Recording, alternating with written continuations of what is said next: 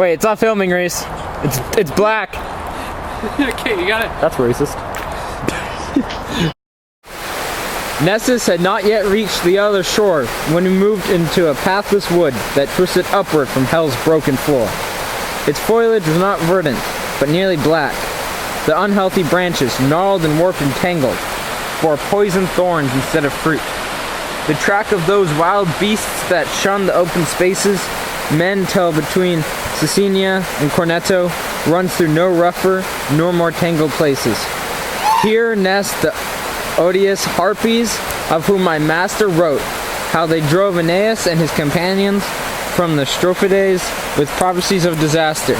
Their wings are wide, their feet clawed, their huge bellies covered with feathers, their necks and faces human. They croak eternally in the unnatural trees. Thank you, Centaur.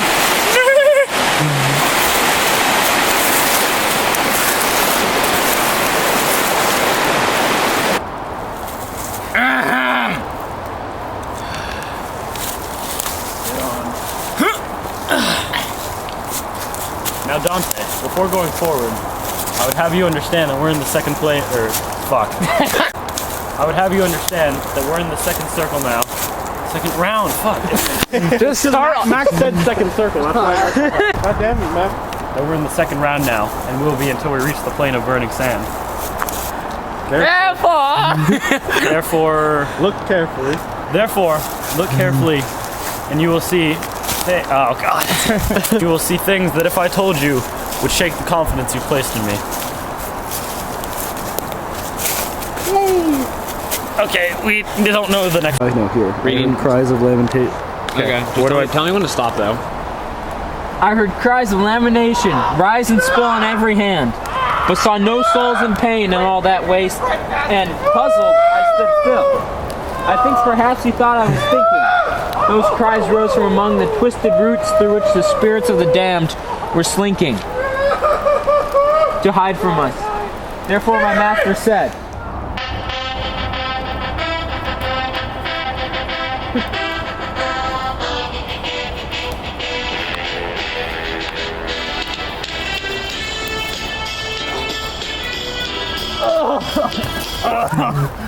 Oh, God. You're so heavy. I know, that's so much work.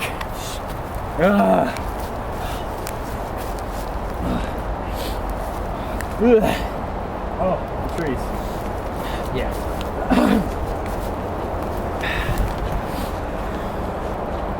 If you break off a twig, what you will learn will drive what you're thinking from your mind. I will break you.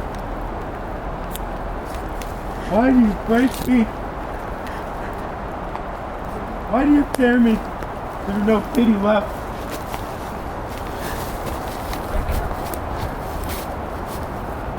O wounded soul, could he have believed before what he has seen in my verses only, you would be yet whole, for his hand would never have been raised against you. But knowing this truth could never be believed till it was seen, I urged him on to do what grieves me now, and I begged to know your name, that to make you some amends in the sweet world when he returns, he may refresh your fame. So sweet those words to me that I cannot be still, and may it not annoy you if I seem somewhat lengthy in reply. I am he who held both keys to Frederick's heart, locking, unlocking with so deft a touch that scarce another soul had any part in his most secret thoughts. Through every strife I was so faithful to my glorious office, that for it I gave up both sleep and life.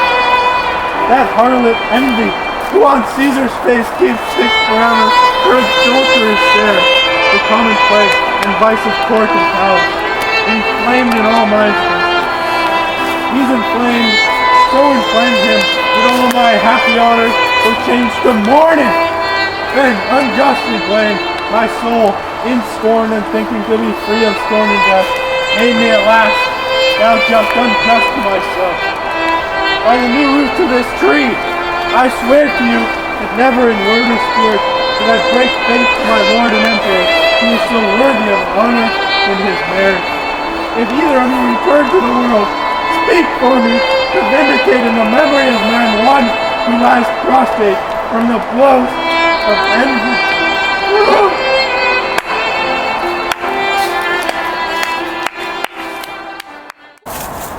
Since he is silent, do not waste this hour if you wish to ask him about his life or torment.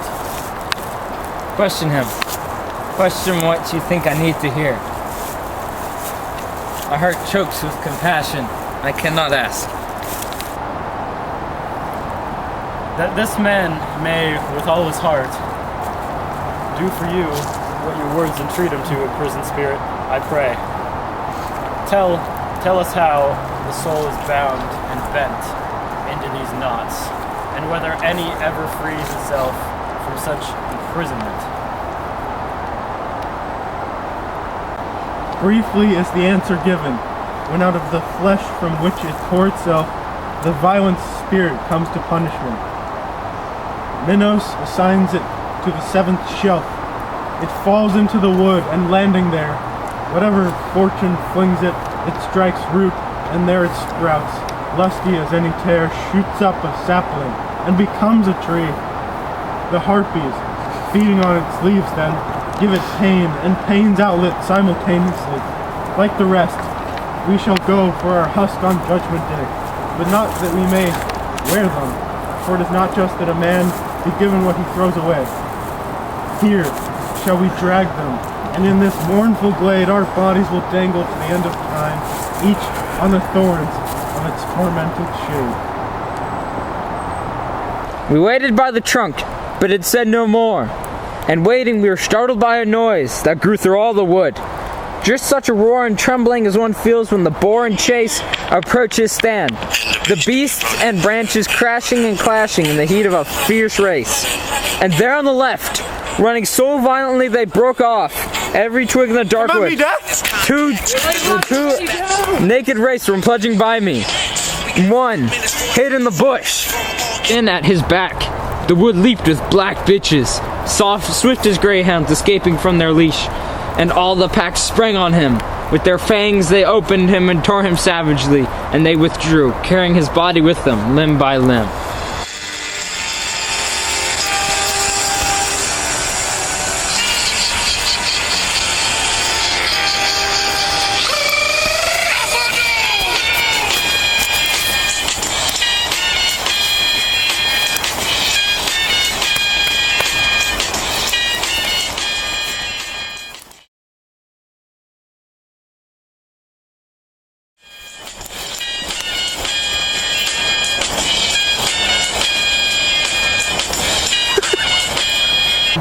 Then, taking me by the hand across the wood, my master led me toward the bush. Lamenting, all its fractures blew out words and blood. O Yakima de St. Andrea, what part have you gained in making me your screen? What part had I in the foul life you led? O bush, ye of leafy pastures, tell me, who are you, whose blood blew through your wounds? Tell me, spirit, who are you? You, who have come to see how the outrageous mangling of these hounds has torn my boughs and stripped my leaves from me. Oh, heap them round my ruin. I was born in this city that tore down Mars and raised the Baptist. On that account the God of war was sworn, had sorrow shall not end. And were it not that some things of his image still survives, on the bridge across the Arno, some have thought those citizens who of their love and pain afterwards rebuilt it from the ashes left by Attila would have worked in vain. I am one who has no tale to tell. I made myself a gibbet of my own lintel. Two torn and naked race went plunging by me. The leader cried, oh shit. Guys, that scene was horrible. We need to figure out how to restart that complete. How do you delete a scene?